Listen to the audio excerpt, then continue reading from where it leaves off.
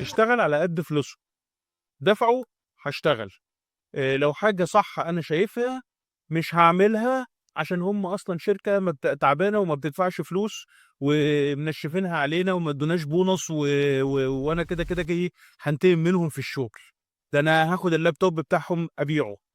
كلام كُلّه عجْن وغلط ويدُل على حاجة إن أنت مش professional وإن أنت مش فاهم في الشغلانة وإن أنت أصلًا المفروض ما تشتغلش في corporate، أنت المفروض تشتغل تحت السلم.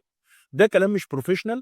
أنا دلوقتي لو عندي مشكلة مع الشركة لازم أتكلّم مع مديري، أزوّد مرتّبي، لو مش مبسوط في الteam اللي أنا فيه أغيّره، لو أنا عايز أروح في حتّة تانية أحسن أتكلّم، لو أنا البونص بتاعي اتضرب أقول لهم.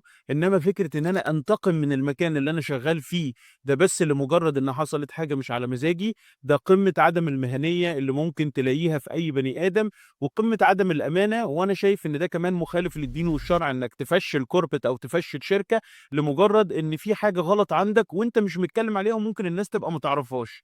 أو أبسط من كل ده عشان تطلع من الذنب الكبير ده إن أنت تأذي ناس هي المفروض مأمناك على شغلها، إن حضرتك تستقيل وتشوف لك شغلانة تانية. لو عجبك كلامي اعمل لي لايك واعمل لي شير، لو عندك رأي في الكلام اللي أنا قُلته ده اكتب لي في الكومنتات.